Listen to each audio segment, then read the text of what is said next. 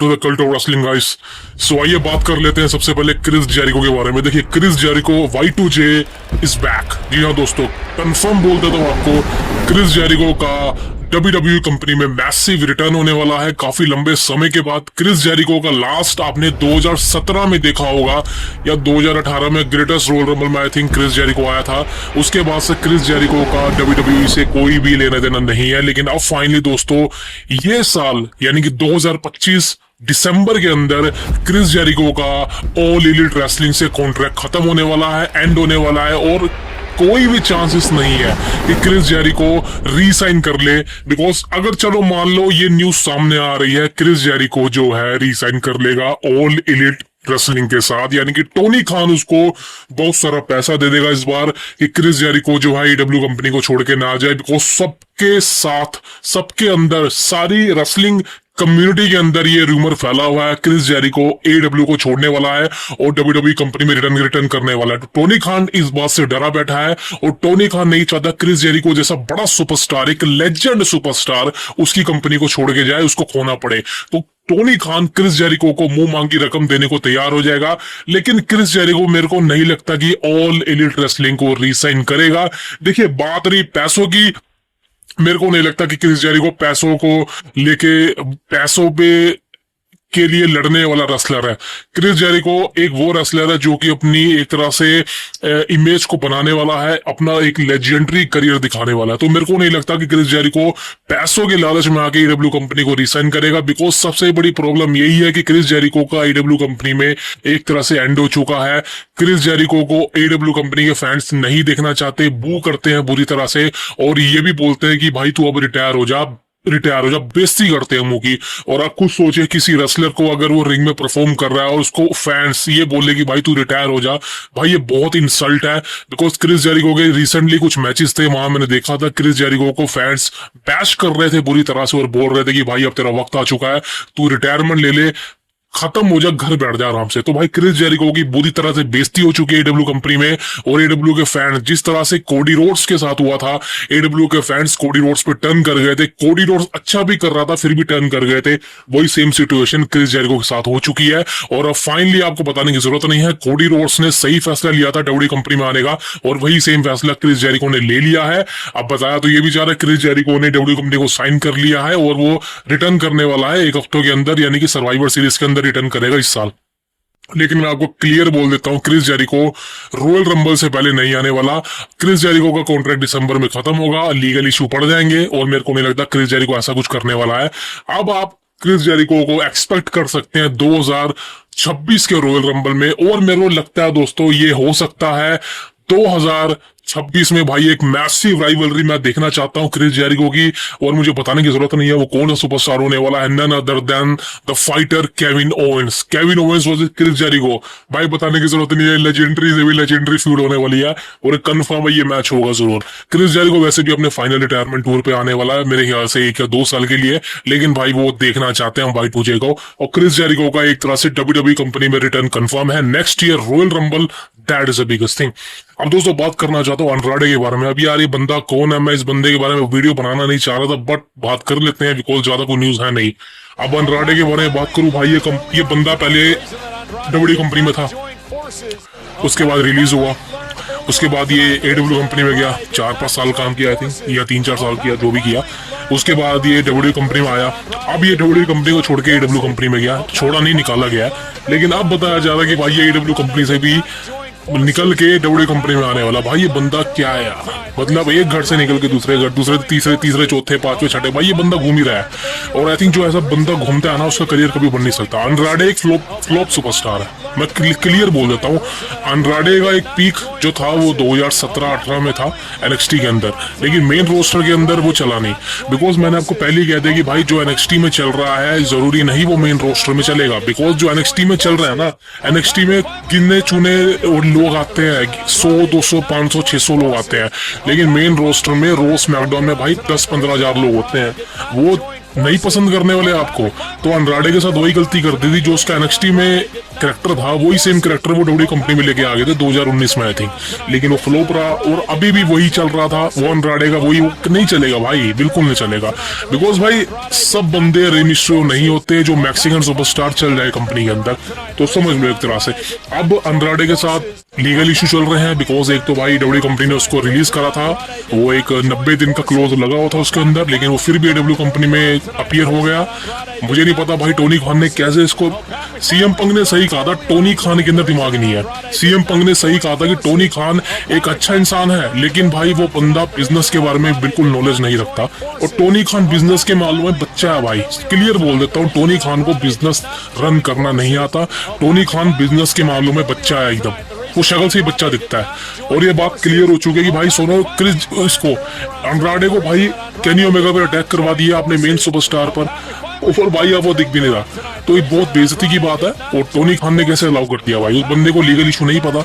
लेकिन अब दोस्तों बताया जा रहा है कि अंड्राडे को डब्ल्यू कंपनी दोबारा से बुला रही है और 1 साल के लिए आई थिंक अंड्राडे का कॉन्ट्रैक्ट अभी है।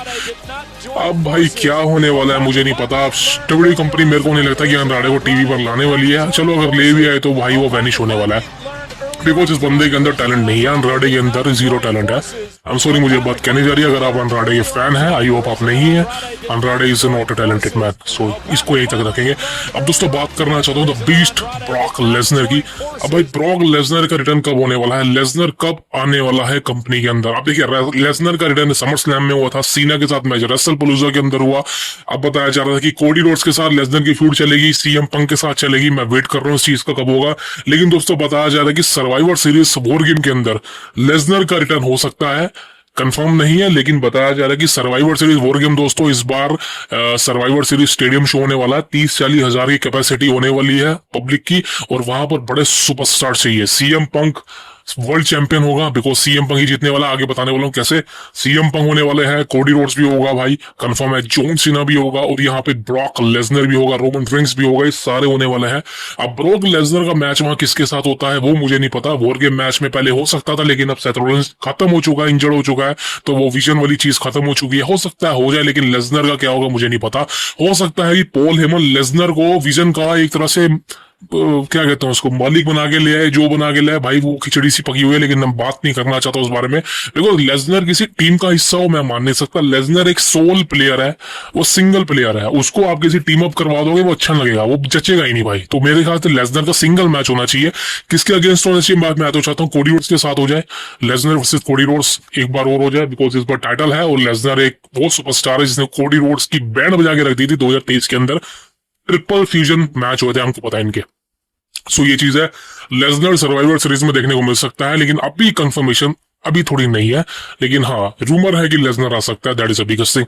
अब दोस्तों बात करना चाहता हूँ सैटरडे नाइट मेन इवेंट की, जो कि कुछ ही दिनों में होने वाला है। आई थिंक यहाँ पर मैच होने वाले हैं, उन मैच की बैटिंग ओड्स के बारे में बात करूंगा, कौन जीतने वाला कौन हारने वाला है। सबसे पहले मैच की बात करूं, ये undisputed championship the American nightmare Cody Rhodes versus Drew McIntyre, again undisputed title on the line. अब ये मैच दूसरी बार हो रहा है, पहले वो आई थिंक रेसल पलूजा में हुआ था, कोडी रोड जीत गया था, लेकिन अब ये मैच दोबारा होगा। यहाँ पर चांसेस है कि Drew McIntyre successfully new champion बन जाए और कोडी रोड्स को हरा दे। अब ऐसा होगा या नहीं वो पता नहीं, लेकिन बैटिंग ओर से यहाँ पे दोस्तों ड्रू मैकिंटायर को सपोर्ट नहीं कर रही है। ड्रू मैकिंटायर अंडरडॉग होगा इस मैच के अंदर। अब इस मैच में कौन जीतेगा दोस्तों, अगर मैं अपनी प्रेडिक्शन बताऊं तो मेरे को कहीं ना कहीं लगता है कि ड्रू मैकिंटायर को दोबारा से क्लियर हराना वो अच्छा नहीं होगा। वैसे तो क्लियर कोई भी नहीं हारने वाला, कोडी रोड्स भी हारता वो भी क्लियर नहीं हारेगा, तो भाई क्लियर एंडिंग तो नहीं होने वाली। अब दोस्तों बात करते हैं यहाँ पर होगा क्या। दोस्तों यहाँ पर बताया जा रहा है कि रेंडी ओटन का हिल टर्न होगा, वो कोडी रोड्स पर अटैक करेगा, ड्रू मैकिंटायर फायदा उठाएगा एंड देन फिर ड्रू मैकिंटायर न्यू चैंपियन बन जाएगा। ये अच्छी स्टोरी है, ऐसा हो सकता है। लेकिन दोस्तों खुद सोचिए आप, कोडी रोड्स ने सीना को हराया समर स्लैम के अंदर, वो पासिंग द टॉर्च वाला सीन हुआ था, और कोडी रोड्स एक अच्छा चैंपियन है। मैं कोडी रोड्स को बुरा चैंपियन नहीं मानता, शुरू में चीजें हो रही थी बोरिंग, लेकिन कोडी रोड्स के मैचेस अच्छे होते हैं भाई। कोडी रोड्स को रेसलिंग बहुत अमेजिंग आती है, कोडी रोड्स की माइक स्किल लेवल पे है। तो भाई मेरे को नहीं लगता, मेरी प्रेडिक्शन रहेगी, मुझे लगता है कोडी रोड्स टाइटल हारेगा।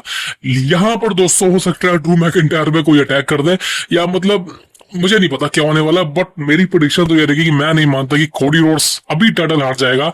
वो रेसलमेनिया तक तो चैंपियन रहेगा भाई। मेरे को लगता है कि रेसलमेनिया 42 2 तक कोडी रोड्स चैंपियन रहेगा, उसके बाद का मुझे नहीं पता। अगर रेसलमेनिया 42 में CM Punk versus Cody Rhodes का मैच होता है तो वहां तक तो भाई टाइटल जाने ही वाला है, ये बात तो कंफर्म है।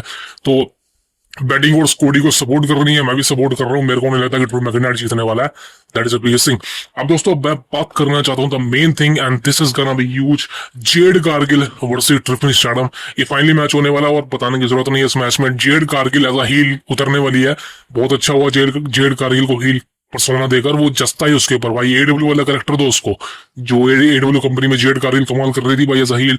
तो जेड कारगिल वर्सेस ट्रिफनी का मैच होने वाला है। अब मैं तो भाई सही में जेड कारगिल को ही चैंपियन बनता देखना चाहता हूँ, और फाइनली ऐसा होने वाले जेड कारगिल बनने वाली है new SmackDown women's champion, that is the biggest thing. अब फाइनल मैच की बात करूं दोस्तों, ये है none other than the best in the world, CM Punk versus Jey Uso. अब चलो ठीक है, जो भी है ये मैच देखना पड़ेगा हमको, बिकॉज सीएम पंक तो बाप लेवल का सुपरस्टार है, लेकिन जे ऊसो मक्खी भी नहीं है उसके सामने। लेकिन इस मैच में क्या होने वाला दोस्तों, देखिए ये मैच की एंडिंग में आपको बताता हूँ। इस मैच की एंडिंग ऐसी होगी कि जो विजन है, यानी कि ब्रॉन ब्रेकर और ब्रॉनसन रीड, ये दोनों इंटरफेरेंस करेंगे इस मैच के अंदर। रेफरी गिर जाएगा, ऐसा कुछ होगा कंफर्म है। पॉल हेमन भी इंटरफेरेंस करेगा, लेकिन रिजल्ट आएगा इस मैच का, बिकॉज विकेट है टाइटल, तो रिजल्ट आना जरूरी है।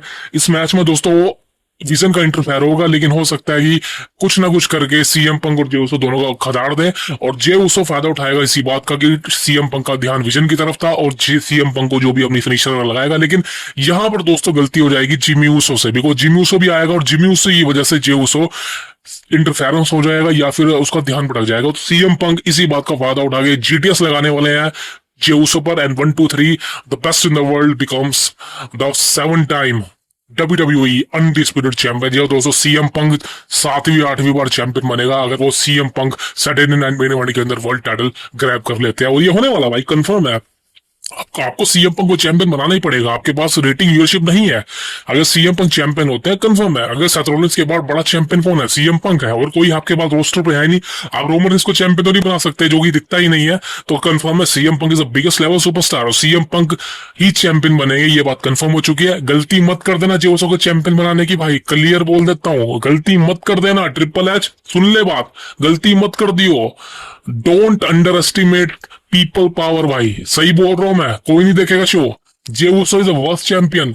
आप लोग ने बड़ा कहा है कि जे ऊसो को पब्लिक पसंद कर रही है, आपका यूनिवर्स पसंद कर रहा है, लेकिन भाई अगर आप सोशल मीडिया की बात करो, Jey Uso is the most hated superstar ever in the history of wrestling. Confirm बोल देता हूं भाई, डिसलाइक वीडियो पे डिसलाइक देखो जे ऊसो की, क्लियर बोल देता हूं, हारने वाला जे ऊसो और सीएम पंक बनने वाला new undisputed world heavyweight champion, that is the biggest thing. अब देखते हैं दोस्तों ये पेटिंग वर्ड्स क्लियर होती है या नहीं, बट ये कंफर्म है भाई। अब देखते हैं भाई सैटरडे नाइट मेन इवेंट के अंदर, वो सबसे बड़ी बात मेन इवेंट थिंग बताऊं, जॉन सीना। भाई आप लोग पूछ रहे कि जॉन सीना क्यों नहीं आने वाला सैटरडे नाइट मेन इवेंट को, मैं क्लियर बोल देता हूं भाई। देखिए ऑलरेडी मैच कार्ड हो चुका है, और सीना के लिए कोई अपॉइंट नहीं है अभी फिलहाल। अब सीना आपको देखने को मिलने वाला है मंडे नाइट रो के अंदर, जो 17 नवंबर के आसपास का शो है। एंड यह बात कंफर्म है कि सीना सर्वाइवर सीरीज के अंदर हिस्सा लेगा, सर्वाइवर सीरीज के अंदर मैच होगा सीना का, और किसके अगेंस्ट होगा, वो है चूजे के अगेंस्ट आईसी टाइटल के लिए, और सीना बनेगा न्यू आईसी चैंपियन, ये बात कंफर्म है।